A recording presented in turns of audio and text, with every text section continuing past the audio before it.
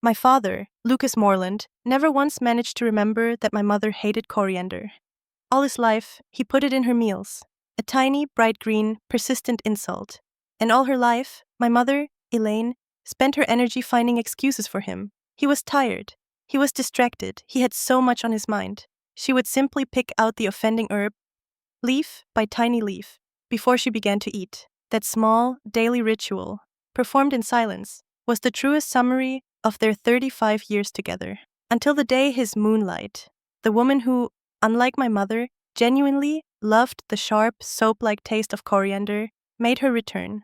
That was the day the gentle plucking of leaves finally ceased. My mother's dry, chapped lips trembled for a long time. She didn't utter a single word of accusation or despair. She just took my hand, a silent, ice-cold anchor, and left the house. She didn't look back. That day, I promised myself I would be different.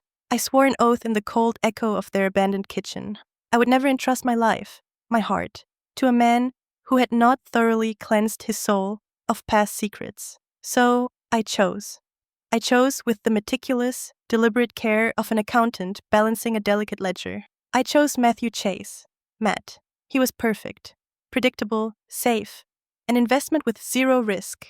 He was a project director in London, a man of sharp suits and clear quarterly reports. His life was as organized as his spreadsheet models. He was so utterly impeccable, so profoundly uninteresting in the best possible way, that even the metaphoric mosquitoes of female attention seemed to avoid him. 5 years into our marriage, his colleagues still swore to me that I was his first and only serious love. I thought I had finally succeeded. I believed I had engineered an escape from my inherited fate. I had bypassed my mother's weakness and built a fortress of stability right here in our small, expensive flat in Notting Hill. A fortress secured by routine. Our life was a well-oiled machine, quiet and efficient. It was Tuesday morning. The air in our kitchen was thick with the comforting, rich smell of butter melting in the pan, a scent that always felt like the very essence of home. I was making scrambled eggs, perfectly soft and creamy, exactly the way Matt liked them. Matt was in the living area, adjusting his tie in the mirror, his movements precise, efficient. Our daughter, Lydia, all 5 years of her, was coloring at the small wooden table, her tongue sticking out in concentration. She was drawing the sun, an aggressive, happy yellow splash across the page. "Mummy, the sun needs a proper home," Lydia announced, her voice a bright chime cutting through the morning calm.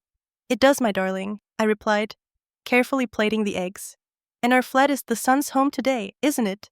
"It is," she confirmed, satisfied, and returned to her intense artistic process. Matt walked over, giving me a quick, formal kiss on the temple. It was the kiss of a man catching a train, a gesture of duty and affection, bundled into one swift action. "The presentation is at 10. Wish me luck, Elle." "You don't need it, Matt. You prepared for this weeks ago. You've got the numbers cold," I said, handing him his coffee mug. His hand was warm, steady. He was my rock, my impenetrable calculation. He took a sip, nodded, and glanced at his watch. "I'll be home for dinner, latest 7, unless Jenkins drags me out for a celebratory pint."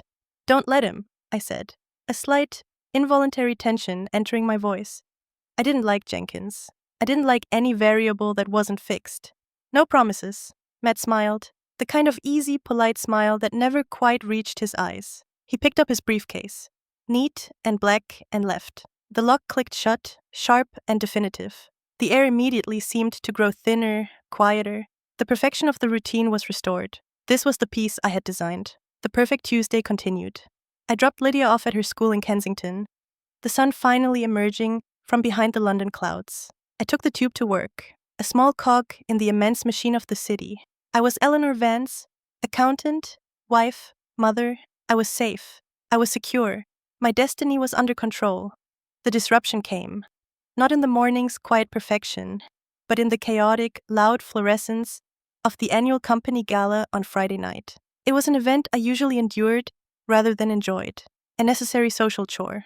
We were at a large venue near the Thames, the air thick with perfume, cheap champagne, and forced networking chatter. Matt was standing by the bar, looking predictably uncomfortable in the social storm, nursing a scotch. He had that distant, almost aloof look he always wore in crowds, a quiet shield against the noise. Then, the music stopped. A hush fell over the room, an expectant pause. A colleague, a young, overly enthusiastic marketing executive named Ben, was standing on the small stage, holding an electric guitar. He beckoned for Matt to join him. I watched, mildly amused, expecting Matt to politely decline with his usual, practiced professional grace. He had never once mentioned an interest in music, let alone a musical talent. He listened to classical playlists only, the kind of music you listen to when you want your mind to be calm and logical. But Matt didn't decline. He walked onto the stage. He took the guitar from Ben.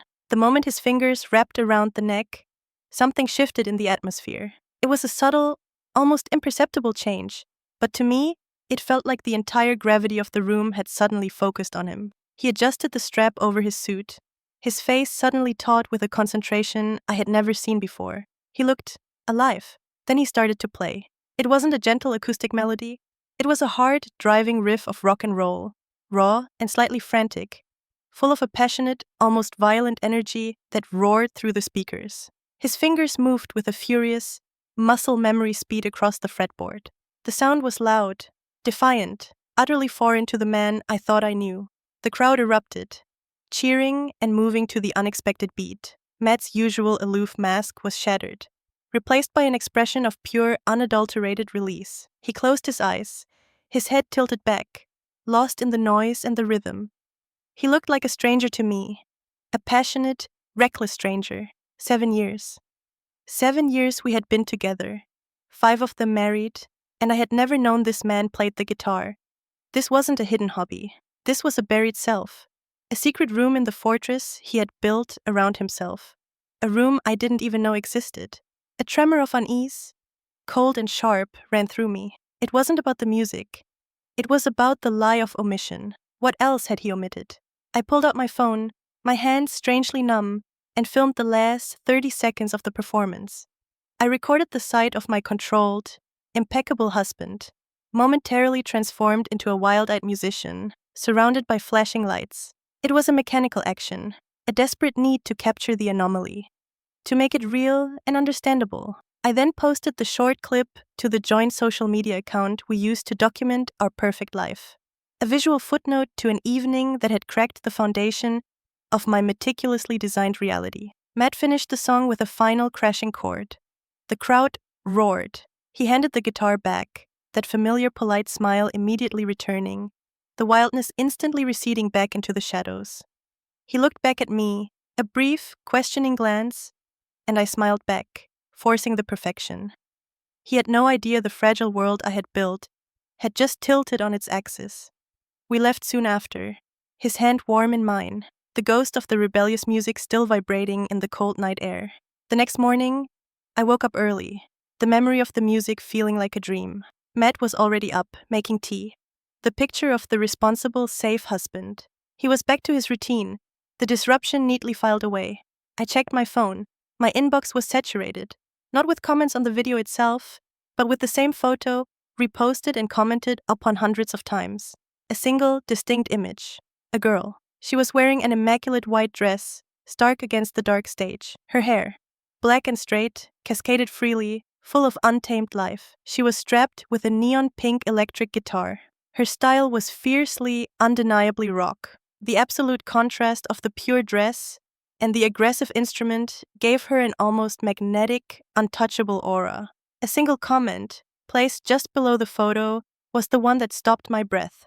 "Madam, when you had long hair, you looked strangely like her." As I stared at the girl's face on the screen, my own hair was now a practical, stylish, shoulder-length cut. But when I was younger, yes, it had been long. I focused on the features, her jawline, the shape of her eyes, the gentle curve of her nose. I had to admit it, 5 or 6 similar traits, a ghostly passing resemblance, enough to unsettle the mind, enough to plant the cold seed of suspicion. A nameless, terrifying anxiety began to grow in my chest, rapidly filling the space where my calculated confidence used to reside. This wasn't just an old flame, this was a doppelganger. I felt a sudden, profound panic. Had Matt chosen me, or had he chosen a comfortable, predictable replacement for a wild, passionate ghost? In the comments section, someone had helpfully, or maliciously, tracked down her old social media profile. Her name was Camille Dalton. I clicked the link.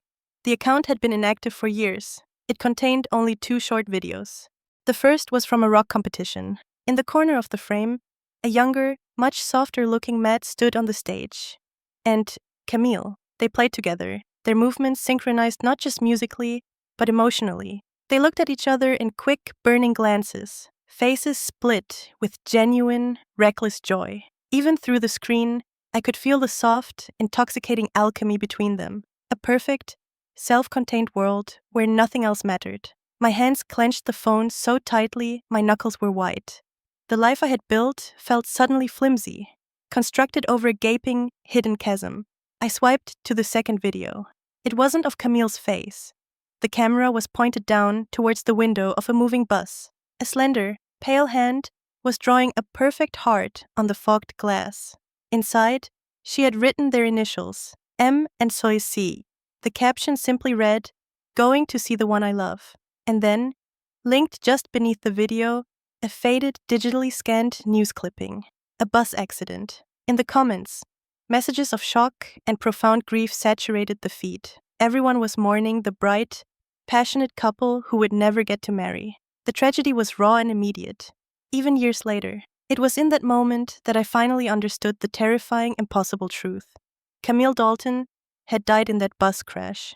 Died on the road that was taking her to Matt. I sat down hard, on the balcony floor, the cool stone shock beneath my palms barely registering. I didn't know how long I stayed there. I watched those 2 videos on a devastating loop.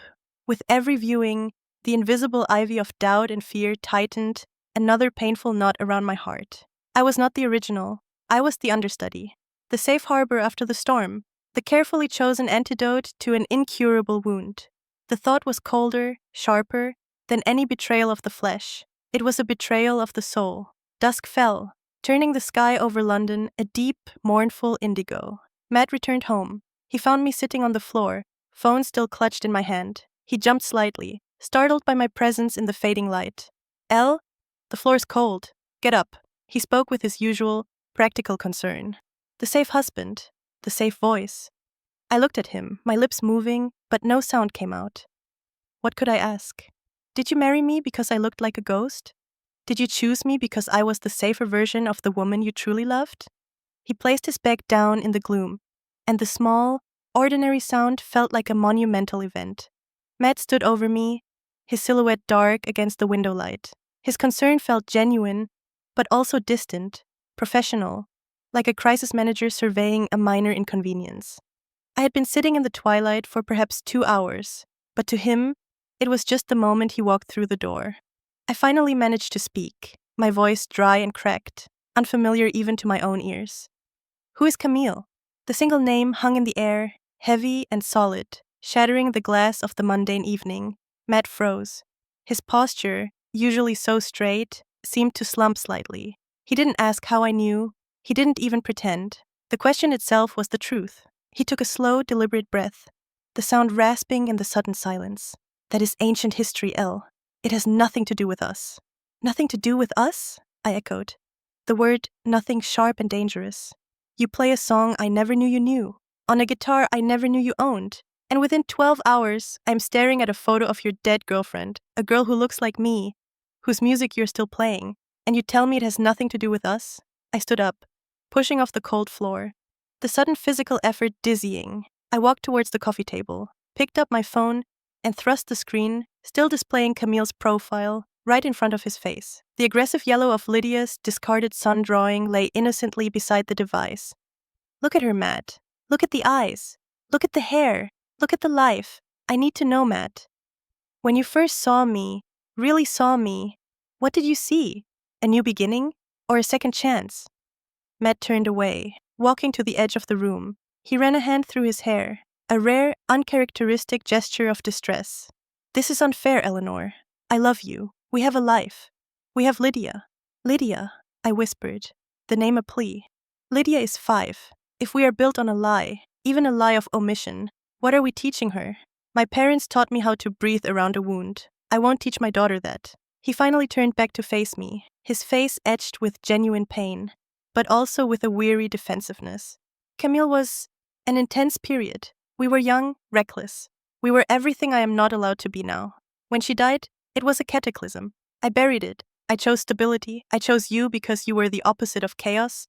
And you were the safe harbor. That's the truth, Elle. I needed safety. And you offered it. His honesty, sharp and unembellished, was a new, brutal kind of pain. He hadn't denied the resemblance. He hadn't denied the need to replace the passionate, chaotic past with the organized, predictable present. He had used me, not maliciously, but as a necessary surgical bandage for a fatal wound. Before I could process this fresh agony, the phone in my hand vibrated, loud and insistent. It was my mother, Elaine. Her name flashed on the screen, a beacon of my other greater fear. I answered, stepping away from Matt, already knowing the news would be bad. The premonition was suffocating. Elise.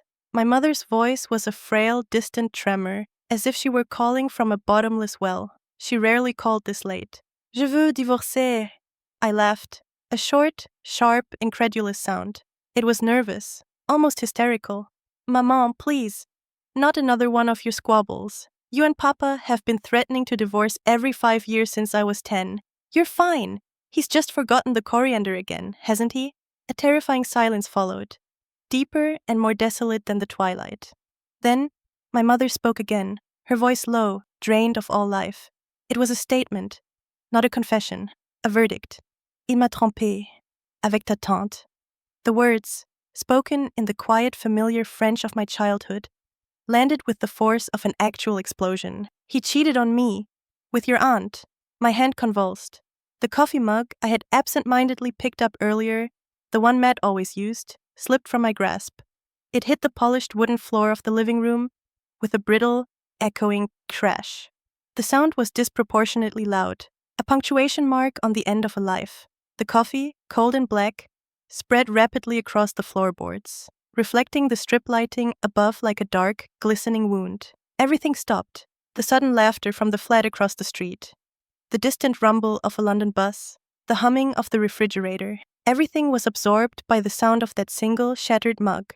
I looked down at the puddle of coffee, the shattered ceramic pieces glinting like broken teeth. My father, Lucas Morland, had cheated on my mother, Elaine, with her own sister, my Aunt Susan, the one who had held me when I was a baby, who had taught me to bake Christmas shortbread. The betrayal was not just marital. It was familial, primal, a toxic compound of the worst kind of deceit. My mother continued, her voice robotic, detached. I knew he was restless, but not Susan. I looked at the pictures. I looked at the history. I should have known. He always put coriander in my food, Elle. He always put the things I hated into my life. I just chose to pick them out, one by one, until there was nothing left. I couldn't speak. The betrayal of my father, the man who had been my steady, silent rock, suddenly fused with the quiet, structural deceit of my own marriage. Matt used me to bury a memory. My father used my mother's sister to escape a prison of his own making. The wounds were different, but the core was the same, the quiet, selfish exploitation of love and trust. I slowly lowered the phone, ending the call, and looked up. Matt was still standing there, watching me, his eyes wide with alarm. He had heard the French, the tremor in my voice, and the sound of the glass breaking. He saw the devastation on my face. Eleanor, what happened? What was that? He rushed forward, his professional calm momentarily gone, replaced by genuine, panicked concern. I looked into his eyes, and through the panic, I saw the ghost of my father, who had perfected the art of the small lie until it became a cathedral of deceit. Matt, who had perfected the art of the perfect routine until it became a tomb for his true self. I stepped back, away from his touch, a physical barrier forming between us. The scent of burnt butter from the morning lingered faintly, an ironic memory of the perfect life. Lydia, drawn by the crash, wandered out from her room, rubbing her eyes sleepily. She saw the mess, the shattered ceramic, the black pool of coffee. "Mommy, what is broken?" she asked, her small voice terrified. I knelt down quickly, gathering her into a tight, almost suffocating hug. Shielding her eyes from the broken pieces on the floor, I held her fiercely, inhaling the sweet, innocent smell of her hair. "Nothing, my love," I lied, my voice shaking against her hair. "Nothing that matters. It was just a glass." But it wasn't a glass. It was the last, fragile illusion of safety that I had been clinging to. The perfection I had sought was a mirage, and the desert of betrayal was closer than I ever dared to imagine. I was caught in the resonance, the echoing, toxic legacy of my mother's pain. And the question of whether Matt would cheat was less important now than the question of whether I would let the wound of my parents become the wound of my daughter. I clutched Lydia, silently weeping against her small shoulder, standing still in the broken silence of the room, amidst the stench of the burned morning meal and the reflection of the light in the spilled dark coffee. Matt stood helpless, watching his perfect family shatter like cheap ceramic around him. The scene was complete. A normal family, newly fractured. The immediate aftermath was a blur of fragmented, non-sequential tasks. I didn't let go of Lydia for a long time. I just rocked her gently, my face buried in the soft curve of her neck, breathing in her scent of soap and crayons, anchoring myself to the single, living certainty I still possessed. Matt, after a moment of stunned helplessness, had found a dustpan and brush. He quietly swept up the pieces of the shattered mug, his movements slow and careful, as if the fragments were made of venomous glass. He never said a word, understanding instinctively that any attempt at comfort or explanation would only intensify the current of my shock. When I finally loosened my grip on Lydia, I made her a warm glass of milk and tucked her back into bed, reading the same worn-out picture book we read every night. The rhythm of the words, predictable, comforting, was the only thing that kept the frantic noise in my head from escaping. I was trying to rebuild the routine, but the mortar was gone. Later, I sat at the kitchen table, staring at the perfectly clean floor. The coffee stain was gone, the broken ceramic removed, but the space where the mug had been was now a void, a sterile emptiness, where a violent memory resided. Matt sat opposite me, not touching me, just waiting. His silence was usually a source of comfort. Now it felt like a vast, uncrossable distance. She knew, I finally articulated, my voice flat, devoid of inflection. My mother. She must have known, or at least suspected for a long time. Susan is her sister. They grew up sharing a room. They shared everything. And yet, she stayed. She kept picking out the coriander, day after day, year after year. Matt slowly pushed the phone towards me. It was still open to the photo of Camille Dalton. And you stayed too, Elle. You built a life around an omission. You chose me because I was a man with a past that was closed. You didn't choose a man. You chose a guarantee.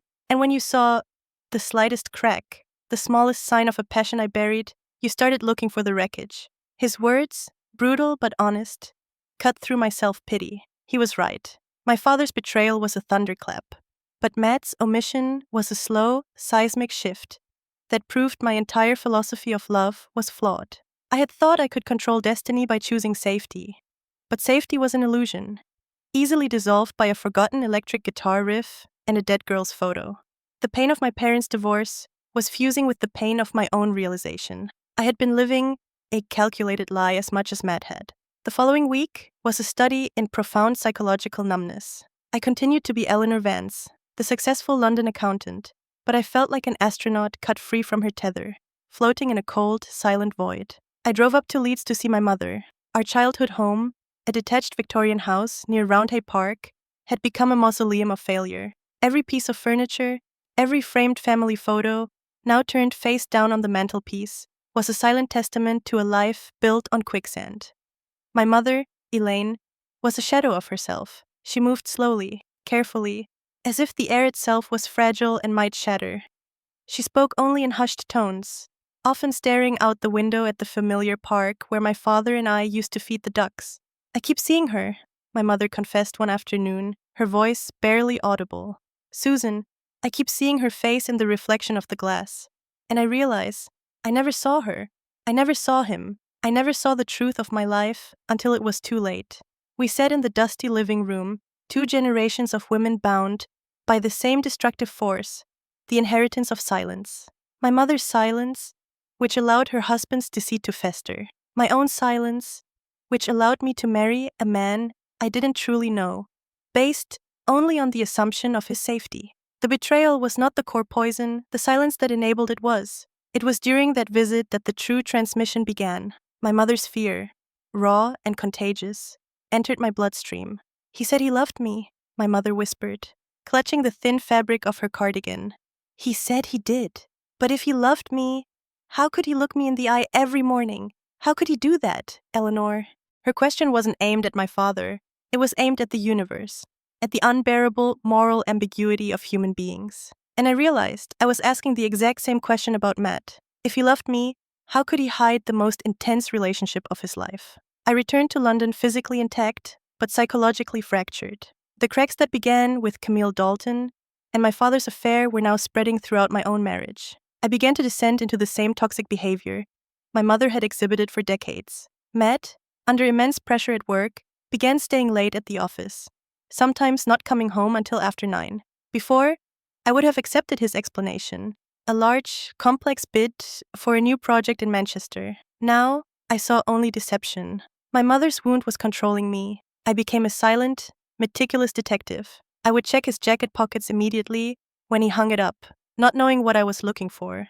A lipstick stain, a receipt from a clandestine dinner, a strange perfume. I found only lint and loose change. I monitored his phone, checking the duration of his calls, the timestamps on his texts. I learned that he talked only to his colleagues, his numbers mundane, his communication professional. No passionate, late-night texts, no hidden contacts. But the lack of evidence did not bring comfort. It only intensified the paranoia. He was just better at hiding it. That was the terrifying conclusion my inherited fear led me to. My father had been clumsy, leaving bits of coriander, leaving subtle emotional clues. Matt was a perfectionist. He had buried Camille completely. He would certainly bury any new mistake with similar, devastating precision. The emotional toll began to show on Lydia. She became withdrawn, often asking me why Daddy was always working. One evening, as I was tucking her in, she asked me the question again, the one that had broken me earlier in the week. "Mommy, will Daddy make you cry like Grandpa made Grandma cry?" I held her small, trusting face in my hands. Her innocence was a mirror, reflecting my own structural failure. I was so busy trying to prevent the physical betrayal that I was committing the emotional one. The betrayal of suspicion, the betrayal of trust, the betrayal of silence. I was teaching Lydia how to be afraid. I was teaching her how to live with surveillance instead of love. The cycle was not broken. It was simply repeating with different players and a more sophisticated method. The fear I had inherited from my mother, the fear of being betrayed, of being replaced, was now the single, governing principle of my own life. I realized then that the message of my life wasn't about fidelity. It was about courage. My mother lacked the courage to confront the truth. I was now lacking the courage to trust, or to leave. The pain wasn't coming from Matt.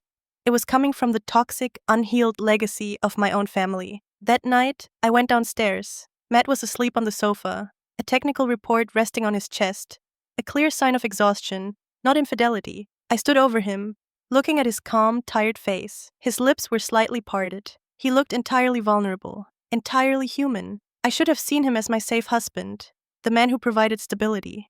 But the only thing I saw was the heavy shadow of my fear, the fear that he, too, was waiting for the moment to erupt in the wrong place, and the chilling realization that my current behavior was the fuse. I no longer saw love when I looked at Matt. I only saw the potential for my mother's pain, a reflection of my father's quiet deceit, a wound I was actively choosing to inflict upon myself and, worse, upon my daughter. I was the architect of my own tragedy, controlled by the wounds of the past. The inertia was crippling. I continued the outward motions of my life, moving through the routines like a wind-up doll, whose spring was slowly losing tension. I was back at my desk in Canary Wharf, surrounded by the soaring glass and steel that symbolized modern, impenetrable certainty. Yet, inside me, everything was soft, malleable, and breaking. My parents' house in Leeds was now officially listed for sale, a final, concrete admission that the structure was beyond repair. The betrayal, delivered by my father, Lucas, and amplified by my aunt Susan, was not just a personal shock. It was the ultimate, bitter validation of my deepest, unspoken fear. Safety did not exist.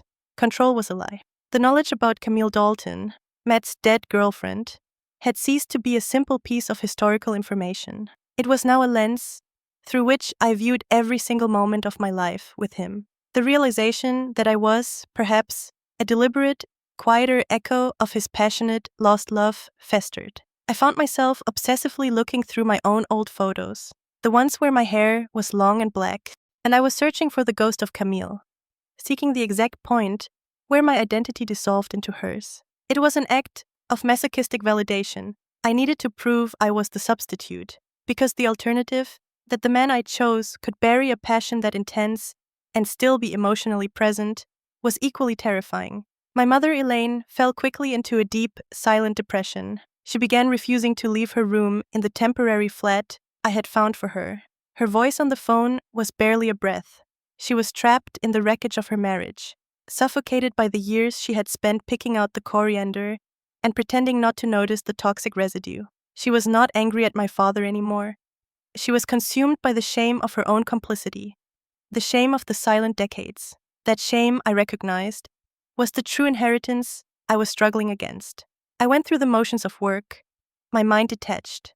The spreadsheets I managed, once a source of comfort and clear logic, now seemed ridiculous. What was the point of balancing figures when the core foundations of human trust were so fundamentally unbalanced? I would stare at the columns of numbers, thinking instead of Matt's face when he played the guitar, thinking of the cold, desolate look in my mother's eyes. The real breakdown started at home, insidious and quiet, eroding the thin veneer of our stability. Matt, stressed and working impossible hours on the New Manchester bid, was a frequent latecomer. Before the shock, I would have understood. Now, Matt's professional obligations transformed into concrete evidence of deceit. The fear was a physical presence in the flat. It sat on the edge of the bed when I tried to sleep. It watched me as I cooked dinner. It dictated my actions. When Matt called to say he would be another 2 hours, I didn't question his words. I questioned the static on the line, the background noise. Was that a woman's laugh I heard, muffled by the phone's filter? Was his voice too light, too quickly rehearsed? I started a systematic, agonizing surveillance. Not with a conscious, deliberate plan, but with the compulsive, desperate need of a person checking a burning building for survivors. I would check the mileage on his car before he left in the morning, calculating the extra distance he drove. I monitored his bank statements, scrutinizing every single expense report, looking for a dinner for 2, an overnight hotel booking in the wrong city. I found nothing. His mileage was consistent with his commute and the occasional site visit to a North London factory. His expenses were meticulously filed, every receipt for coffee and lunch strictly single person. The lack of evidence drove me to madness. My father's lies had been messy, emotional, easy to confirm. Matt's potential lie was invisible, polished, perfectly integrated into his impeccable life. I began to believe that the very absence of evidence was the ultimate proof of his skill. He wasn't cheating physically, he was cheating structurally, hiding his life so perfectly that it offered no purchase for the truth. One Thursday evening, Matt returned at 9:30. He looked genuinely exhausted.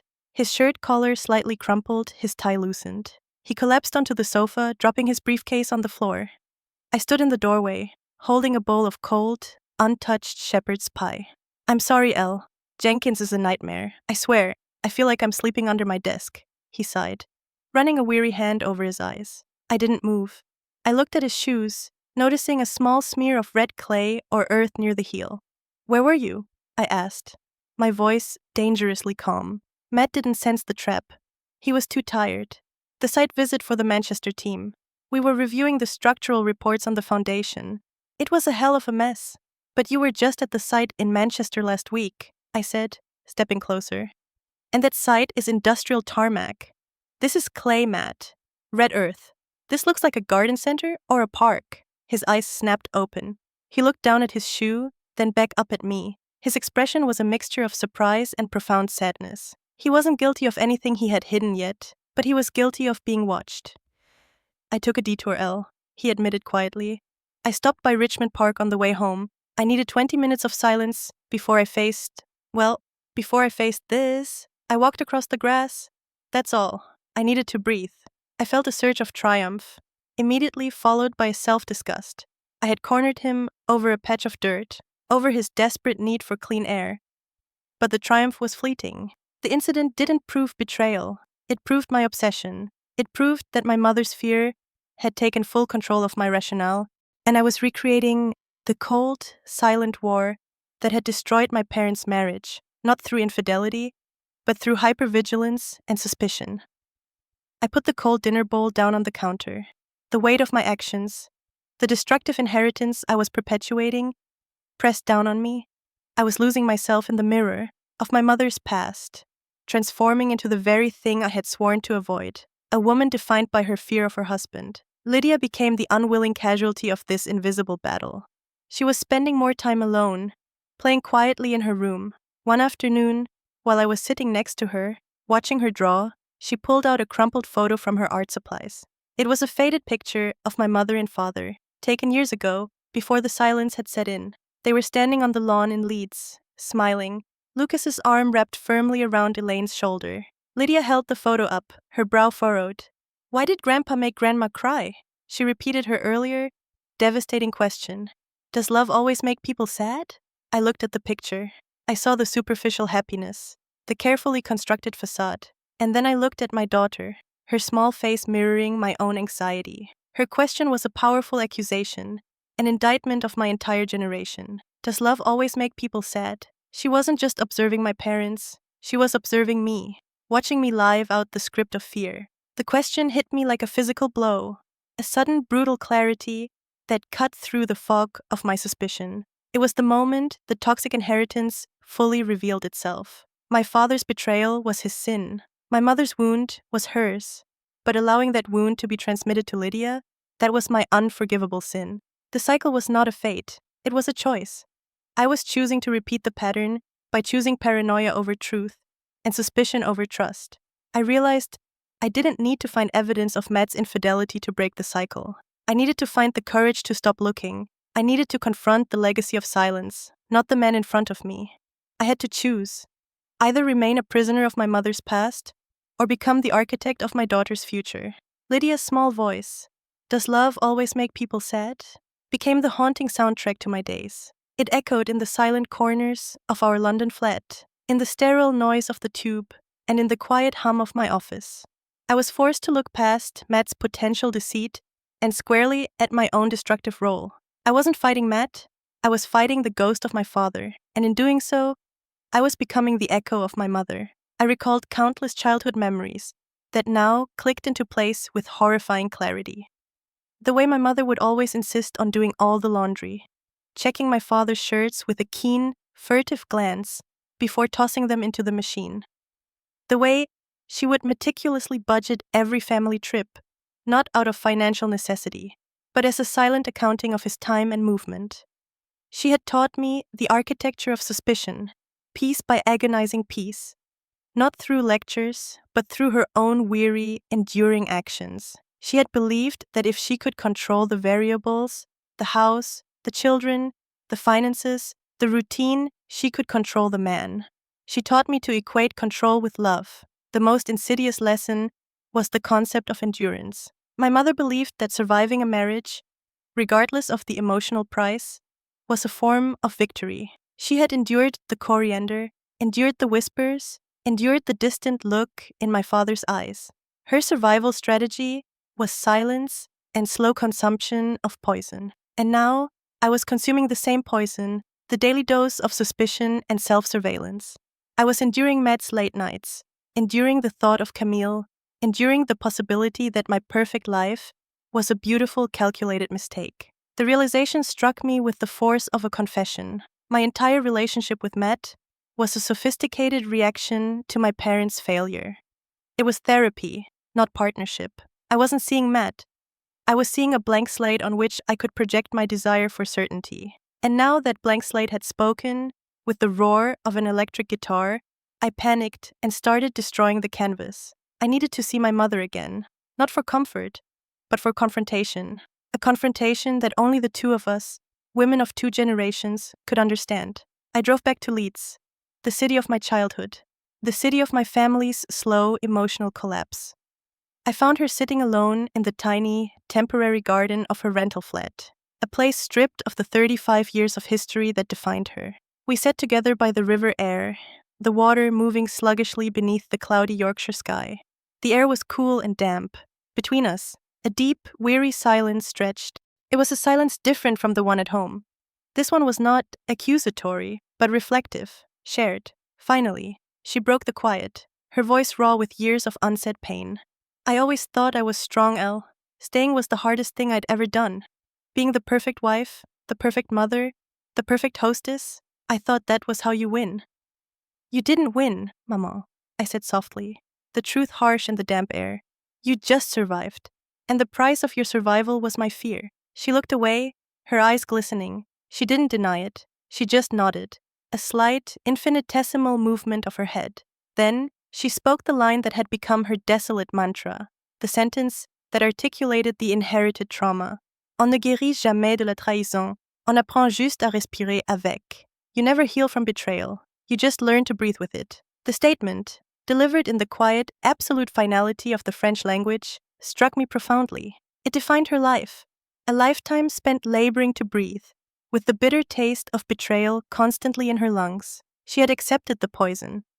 She had learned to tolerate the pain as if it were a natural condition of existence, but I refused to accept it. Looking at my frail, defeated mother, I saw the end point of my current path. If I continued to breathe with the suspicion, if I continued to surveil Matt, I would end up exactly where she was, alone, depleted, and defined by a fear that was not even originally mine. My realization was a sharp, clear decision. I would not breathe with it. I had to cut the cord. The fractures in my life were not external. They were structural, inherited, passed down from a mother who taught me that love was a trapdoor and vigilance was the only defense. If I did not break the silence and the suspicion now, Lydia would inherit the same destructive template. She would be the third generation to mistake fear for caution and control for love. The fear was a toxic inheritance, and I was the one who had to consciously refuse the legacy. I stood up, pulling my jacket tighter around me. I have to go back, Maman. I have to go back and face him. Not because I know the answer, but because I can't live in the question anymore. Not for Lydia. My mother didn't try to stop me. She simply watched the river flow. Be careful, Elle. The truth is never neat, never as neat as your father's lies. I'm not looking for neatness, I replied, the decision hardening into resolve. I'm looking for air, for Lydia. I drove back to London late that night, the car filled with the scent of damp air and the bitter, freeing truth of my mother's resignation. I was done with silence. I was done with surveillance. I was done with living the script written by my parents' failure. I arrived home to find Matt asleep on the living room sofa again, his head awkwardly tilted, the television murmuring softly about global markets. He was utterly defenseless, exhausted, and strangely innocent in his deep sleep. I looked at him, and for the first time in weeks, I didn't see a potential betrayer or a man who married a ghost. I saw a man who was also burdened by a past he couldn't share, a man who, like me, chose a flawed silence over a terrifying truth. I no longer felt love in the passionate sense, but a cold, clear, unshakable sense of duty. My duty was not to sustain the marriage, but to ensure that the air Lydia breathed was clean of generational deceit. I walked over to him, not to wake him, but to look at his sleeping face. In the dim light, I saw the lines of fatigue, the small twitch of his eye in a dream, the slow, steady rise and fall of his chest. Looking at him now, I didn't see love. I only saw the profound, immediate, and terrifying need to stop the cycle of fear before it swallowed my daughter whole. The decision to cut the cord meant abandoning the false comfort of my suspicion. It meant recognizing that the greatest danger was not Matt's actions, but my own reaction. The act of allowing my fear to dictate my present and poison my daughter's future. My confrontation with Matt could wait. The deeper, more essential confrontation had to be with the source of the trauma, my father. I needed to understand the mechanics of his deceit, not to forgive him, but to disassemble the blueprint of silence he had passed down. I found Lucas Morland in a sterile, impersonal serviced apartment in York, a temporary purgatory he had chosen while the legal details of the divorce were sorted out. He looked smaller, diminished, stripped of the imposing authority that had defined him as the Morland family patriarch. He was wearing clothes that didn't quite fit, and his eyes were permanently shadowed, with a heavy mixture of shame and exhaustion. He was no longer the imposing pillar. He was just a lonely, frightened man. We met at a quiet, unassuming cafe nearby. The atmosphere between us was heavy, not with anger, but with an immense, unbridgeable emptiness. He avoided my gaze, focusing instead on the condensation on his water glass, tracing the faint random patterns. I didn't begin with accusations about Susan or the divorce. I began with the core mechanic of his failure. "Why did you let Maman keep picking out the coriander?" I asked, my voice low and steady. "All those years she hated it. You knew she spent her life cleaning up your mistakes, your small, careless insults. Why did you never just stop adding it? He lifted his eyes, and I saw a flicker of genuine confusion, followed by a deeper, profound guilt. It wasn't about the coriander, Elle. I stopped tasting it years ago. It was just habit. I was going through the motions of cooking, of marriage, of life. I was present, but I was not there. The dish was the same day after day. The marriage was the same. I stopped seeing the ingredients. I stopped seeing your mother. The honesty was more devastating than any lie. It was not malicious infidelity. It was the slow, chilling death of connection, masked by routine. Then I asked the crucial question, the one that linked his past to my present, the one that sought to understand the architecture of his final, violent self-sabotage. Why, Daddy? Why, Susan? Why did you wait until the most public, most brutal moment to shatter everything? Why the decades of lies, only to end it with a bomb? Lucas sighed, a sound that seemed to carry the weight of 60 years of emotional repression. He looked directly at me then, his eyes pleading not for forgiveness, but for understanding. Because, Eleanor, he said, his voice a hoarse whisper, because by forcing down what you can't stand anymore, by never voicing the truth of your own emptiness, you eventually explode in the wrong place, the wrong time, the wrong person. Parce qu'à force de taire ce qu'on ne supporte plus, on finit par exploser au mauvais endroit. He hadn't cheated on my mother because he loved Susan. He had cheated because he hated the silence of his marriage, and Susan, her sister, represented the most final, irreversible way to shatter that silence. The affair was the explosion of everything he had swallowed, a destructive act of self-liberation. The betrayal was less about passion and more about an escape from the emotional prison of his own making. I felt no forgiveness, but I finally achieved clarity. The most poisonous inheritance was not the act of infidelity, but the cultural and emotional mandate to be silent about unhappiness. My father was silent, so he exploded. My mother was silent, so she became a martyr. I was silent in my marriage to Matt, choosing the guarantee of safety over the courage of truth, and was about to repeat the cycle by projecting my inherited trauma onto him. I left the cafe without saying goodbye. The conversation was over. I had received the blueprint of the family curse. Repress the truth, and the truth will destroy you. The knowledge freed me, not from pain, but from the compulsion to spy on Matt. The focus shifted entirely. I went home and performed a cleansing ritual. I put away my phone and closed the banking app. I stopped checking his jacket pockets. The surveillance ceased instantly, absolutely. The fear was still there, a dull ache, but it no longer dictated my behavior. I was choosing to trust, not because Matt deserved it entirely, but because Lydia deserved a mother who did not live in fear. I then performed my first deliberate act of breaking the silence in my own life. It was small, a quiet rebellion against the Matt-approved perfect routine. I went into the spare bedroom, where Matt had stashed all the old, non-essential storage. I found the electric guitar he had played at the gala. It was in a black, dusty case, shoved beneath old tax files. I opened the case. The air that escaped smelled faintly of stale smoke and old leather, the scent of a rebellious youth long buried. The guitar was beautiful, a vintage Gibson, deep cherry red, with a scratch on the body that told a story. The guitar of the man who loved Camille Dalton. I carried it out into the living room, a strange, heavy artifact of our history. I placed it gently against the sofa, right where Matt would see it when he came home. It was a tangible object, a conversation piece, a demand for truth. It was a refusal to allow his past to remain a silent, haunting ghost. I would not let him pick the coriander out of our life. I would put the bitter truth right on the table. Then, I looked at the guitar again. I noticed a small, faded sticker on the back of the headstock. It was the logo of a tiny, independent music shop near Camden Town. I picked up my phone, not to spy, but to research. I found the shop and found a story associated with it. A small article detailing the Camden rock duo, two university students named Matthew Chase and Camille Dalton, who had played a few legendary open mic nights before the tragedy. The article ended by saying that Matt had donated his half of their shared equipment to a local charity after her death, keeping only the red Gibson, their lucky charm. The guitar wasn't just a symbol of buried passion, it was a memorial, a piece of grief Matt had kept locked away. He hadn't just hidden a fact, he had hidden a massive, unprocessed wound. And I, in my fear of a physical betrayal, had failed to see the much larger, more agonizing emotional wound he carried. I sat there, waiting for him, the red guitar resting against the sofa. The stage was set, not for a confrontation of infidelity, but for a confrontation of truth.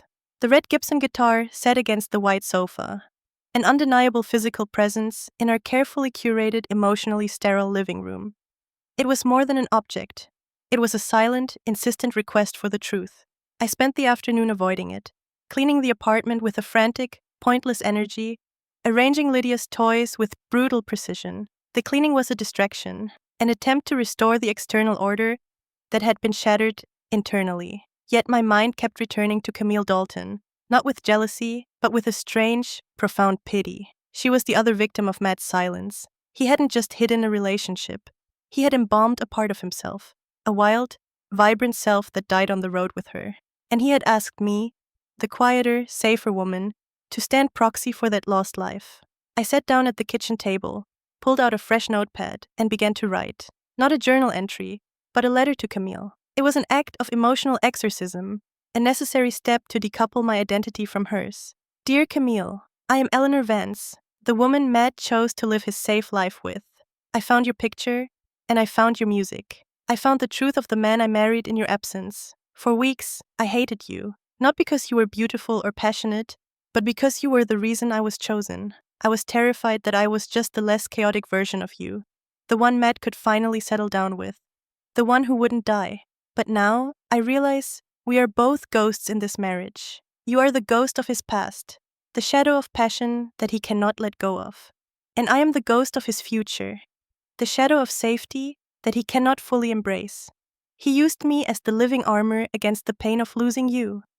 And I used him as the armor against the pain of my parents' betrayal. We are both victims of his silence and my fear. I cannot blame you for dying, and I cannot blame Matt for grieving. But I can and I must refuse to be a quiet echo anymore. I am letting you go, Camille. And in doing so, I am finally claiming myself. I will not let his grief, or my mother's fear, define the life of my daughter.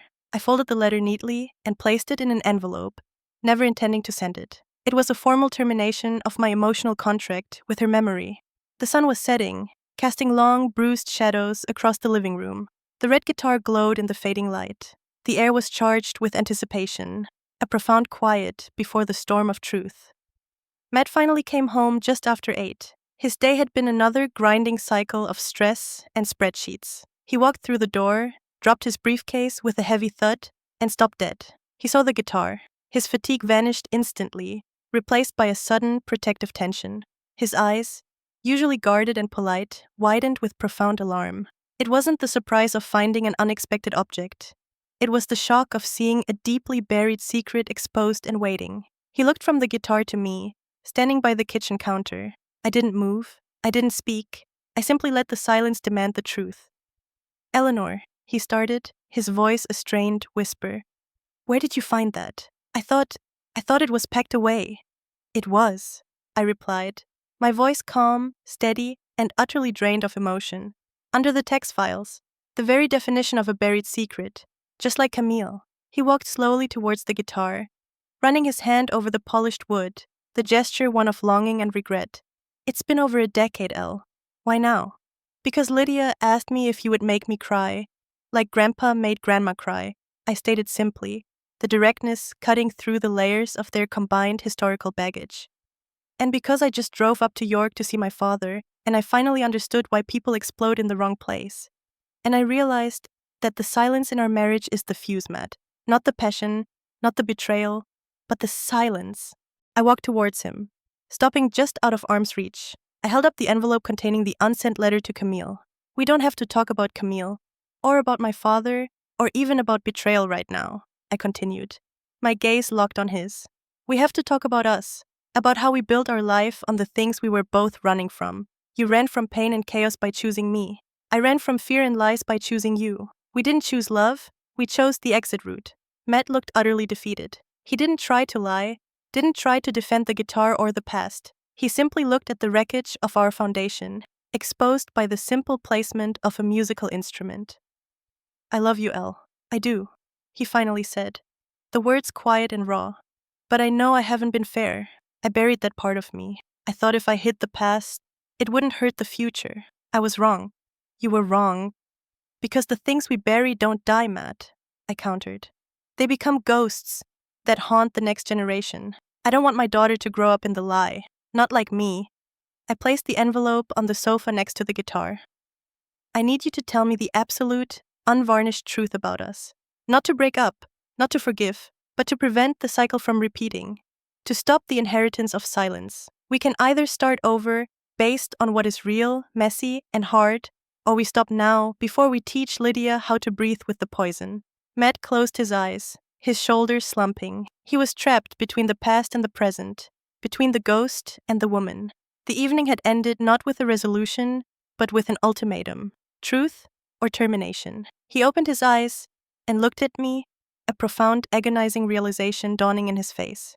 He didn't say yes or no. He simply reached out and took my hand, his grip warm, steady, and real for the first time in months. The quiet of the room was heavy, with the possibility of two different futures. The silence was finally over. The moment Matt took my hand, I knew the battle was no longer about proving his guilt. It was about defining the terms of our surrender to the truth. His grip was the first honest physical contact we'd shared since the shock began. Not a gesture of duty or comfort, but a silent admission of vulnerability. We stood there for a long time, the red guitar and the unsent letter serving as silent, necessary chaperones. We moved the conversation from the living room to the kitchen, away from the symbolic wreckage. I made us both strong coffee, the bitter, familiar scent grounding me. Lydia was soundly asleep, and the silence now felt profound, heavy with unspoken history, but no longer tainted by lies. I began, not with accusations about Camille, but with my own failure. The failure I had unearthed by confronting my father. I told you I went to see my father, Lucas. I started, my voice clear and steady. He explained that he exploded in the wrong place because he kept quiet for too long. But he also showed me that I was doing the same thing. I was quiet about what I truly wanted. I set my coffee cup down and looked Matt directly in the eye. I did not marry you for love, Matt.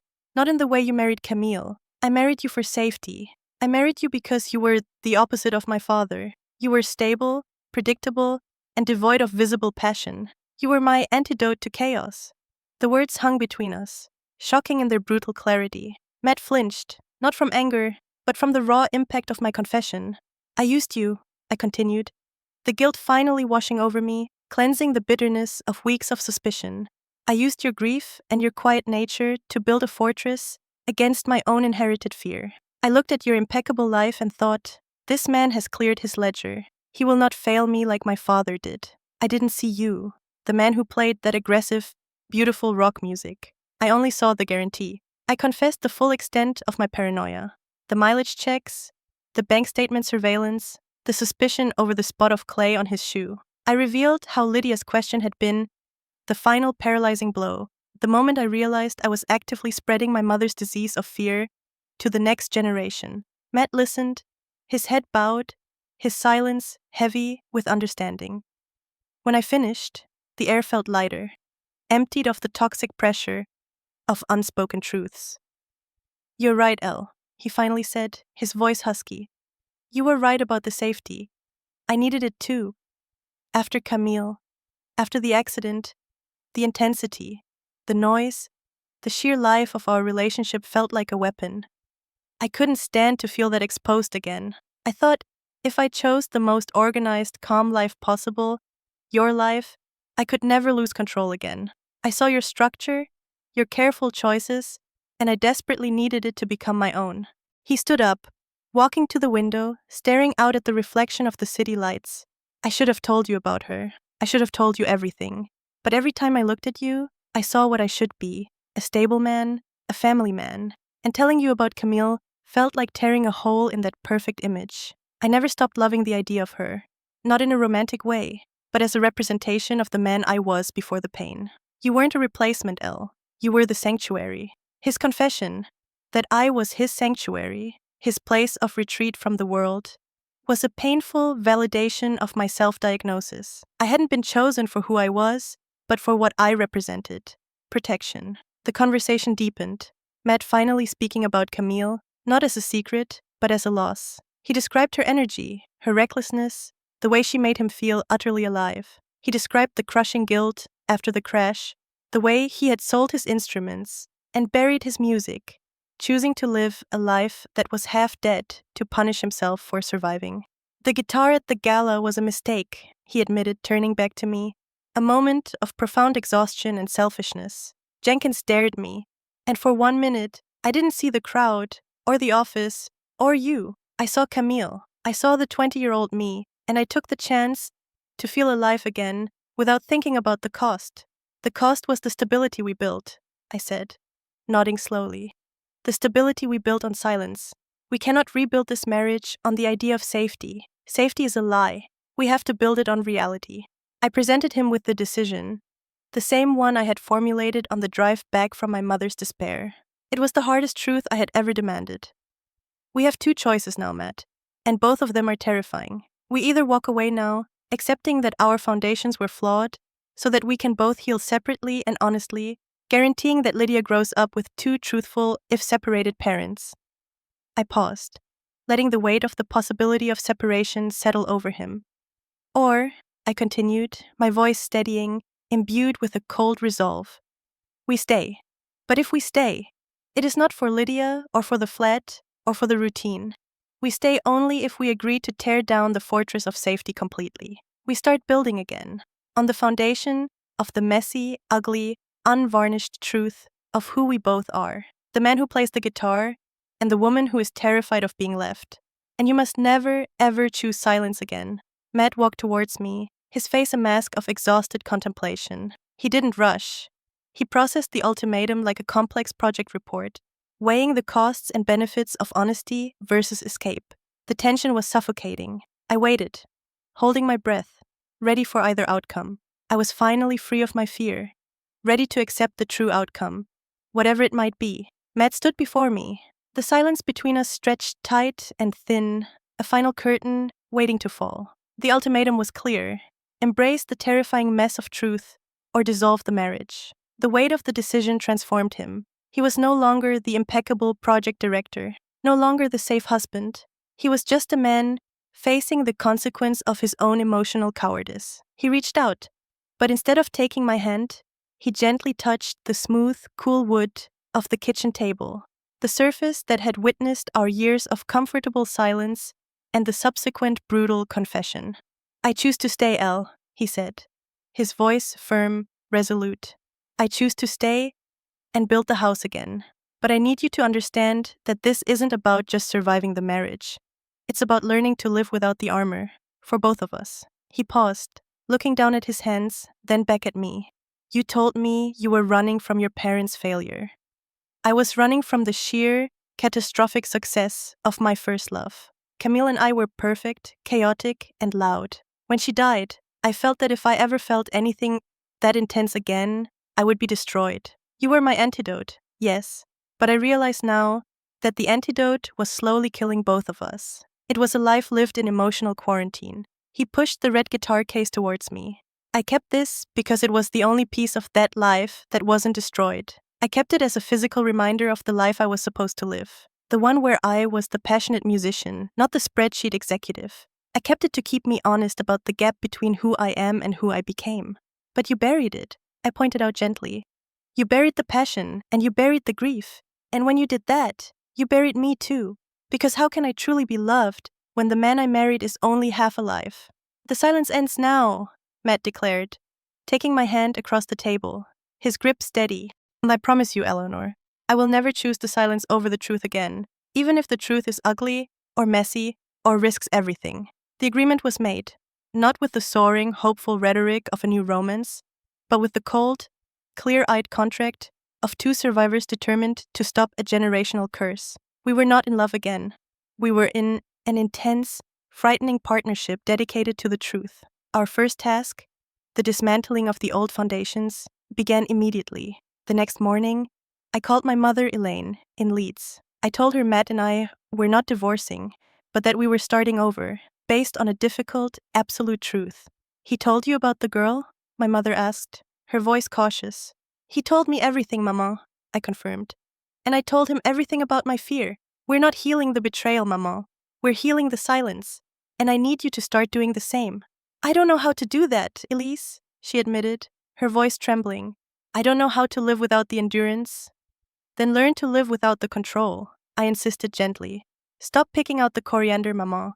Stop making excuses for his choices. Stop focusing on what he did, and start focusing on what you need. You have to speak the truth of your own pain, not just accept it as fate.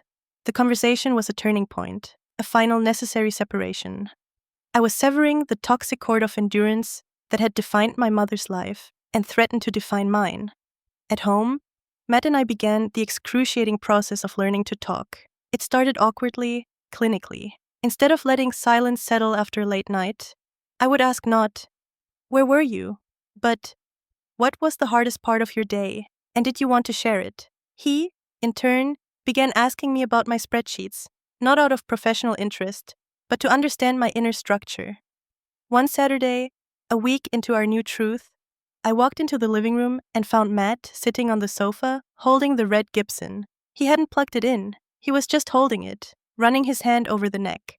"I'm thinking about starting a small group," he confessed, without looking up. "Just a few guys from work, playing blues, nothing major, nothing public." "Play the one you played at the gala," I suggested. He looked up, surprised.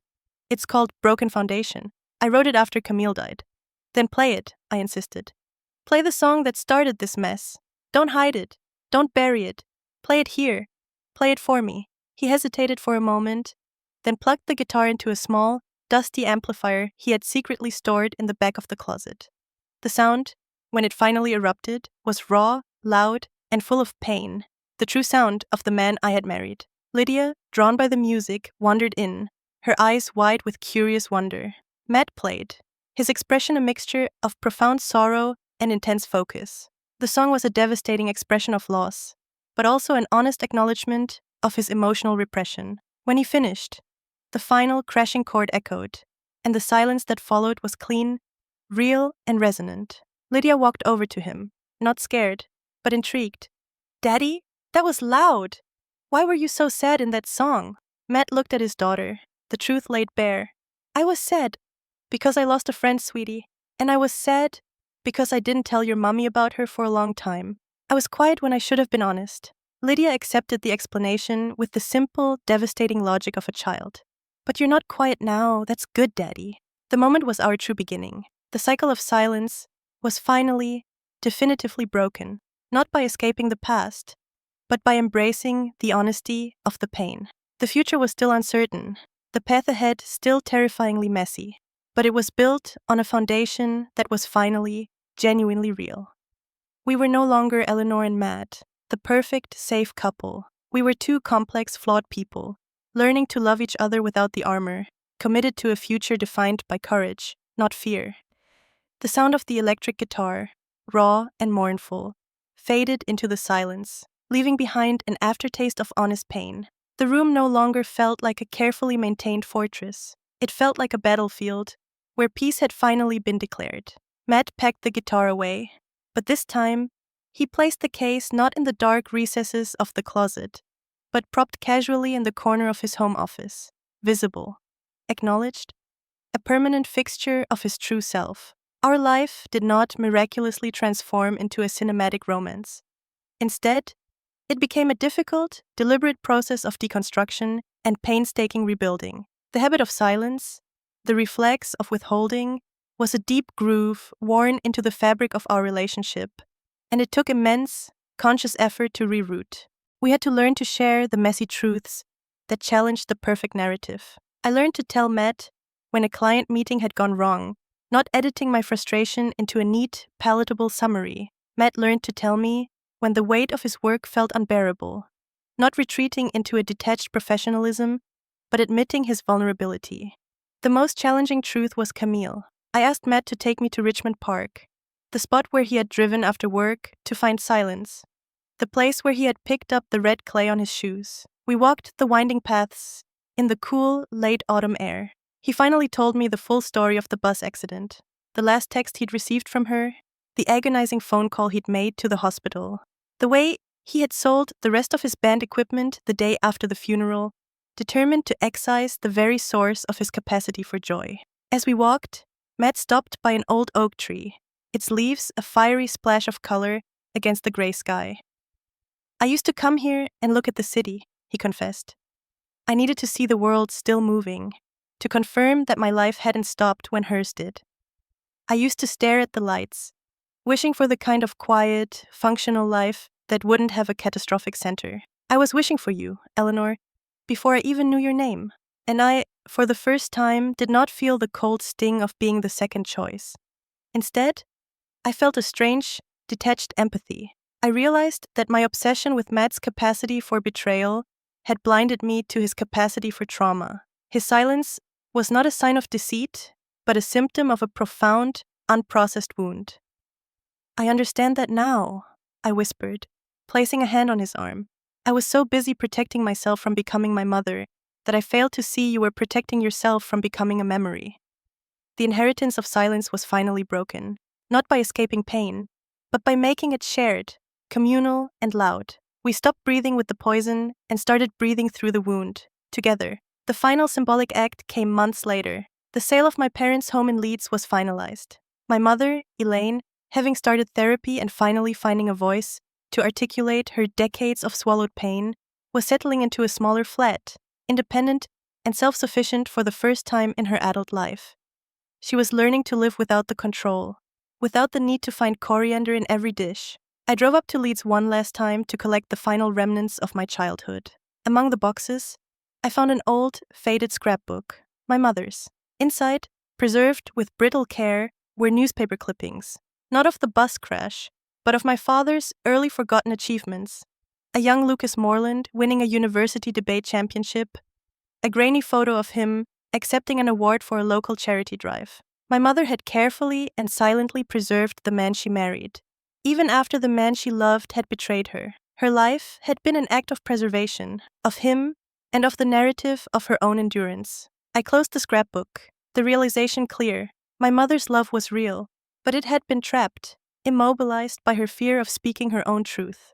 Her silence had allowed her husband's small dissatisfactions to grow into monumental betrayals. I didn't take the scrapbook with me. I left it on the table in the empty house. I was done with the relics of their failure. I was taking only the most painful, most valuable lesson. The truth is not the threat, the silence is. I returned to London. Our life was still messy. Matt was still working long hours, but he now scheduled the time, telling me exactly why the Manchester bid was consuming him, sharing the fear of failure. He was present in his absence. I was still Eleanor Vance, the accountant, but I was also the woman who could confront her greatest fear and demand a difficult, unromantic truth. The quiet of our home was no longer the oppressive silence of omission, but the comfortable, resonant space of two people who had emptied their secrets and were learning to refill the void with honest conversation. Lydia was thriving, secure in the knowledge that her parents, though complicated and flawed, were committed to speaking the truth, even when it hurt. One evening, I watched Matt on the sofa, not playing the red Gibson, but simply reading a book, his face peaceful. The silence was golden. I walked over, not to accuse, but to connect. "What are you reading?" I asked. He held up the book. It was a history of classic rock. Just catching up on things I should have read 20 years ago. I sat next to him, leaning my head on his shoulder. His presence was no longer a guarantee of safety, but a choice, an active commitment to the hard work of love. "We're going to be all right, Matt," I said, the words quiet but firm. He put the book down, turning his head to kiss my temple, the gesture familiar, but now laden with genuine, earned affection. "We're going to be real, Elle," he corrected me, his voice a low, resonant rumble. "And in our case, real is better than all right." I closed my eyes, inhaling the scent of his skin, the familiar scent of my husband, finally, irrevocably, real. The inheritance of silence had ended with me. My daughter would not have to spend her life picking out the coriander. She would know how to taste the truth.